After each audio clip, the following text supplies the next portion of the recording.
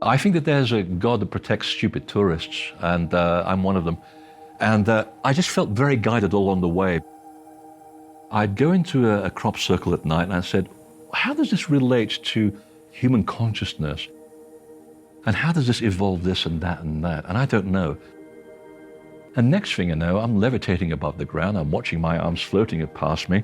And I have these 6 people, 3 on either side, 1 at the very end with 1 behind them. I can see them as clearly as it was yesterday. They're very tall, very slim, dressed in this beautiful white satin.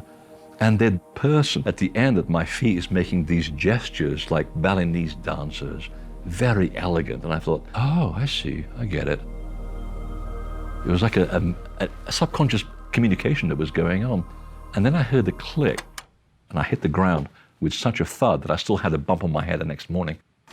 And back in the day when we used cassette, I took a cassette tape, the music of John Seary, and it was on a C90 tape, so I had 45 minutes. So I know that that experience lasted for 45 minutes because the moment I left the body and then I hear this click is when the tape stops. And when you get levitated and you go out of body and you see people in the other world and you feel a sense of this loving support and you go, there's something very important that I don't know what it is, but my curiosity will see it through. It was at that moment that I suddenly realized I had a job to do. And I was doing it not because I wanted to, but because I was being pushed in that direction. And I began to learn about the mysteries of the ancient world, about the invisible universe, gods, spirits, whatever you want to call them, devas. I wrote a book, which I had no intention of doing, and it becomes a best-selling book, translated into 6 languages, and here I am, 20-odd years later, still touring. These people that we're depicting in the petroglyphs are called lookers and the watchers. And these are the people that also appear around 11,000 years ago, just before a big flood consumes the whole of the earth. And also the fundamental consciousness now of who's behind the core group of the phenomenon.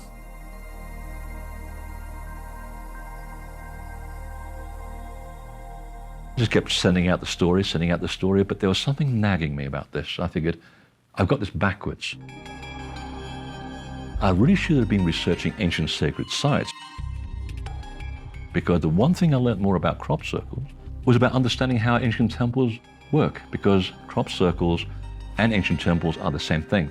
One is made of stone, the other one is made of crushed wheat. Tiwanaku is probably the world's oldest temple. The megaliths along its central plaza reference significant celestial events along the horizon in 15,000 BC.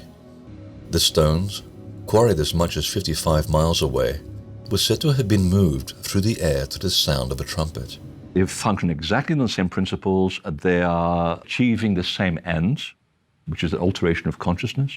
And then that led me to write the second book, and the information just came out so quickly because I'd already experienced so much of it. It really wrote itself in a few months.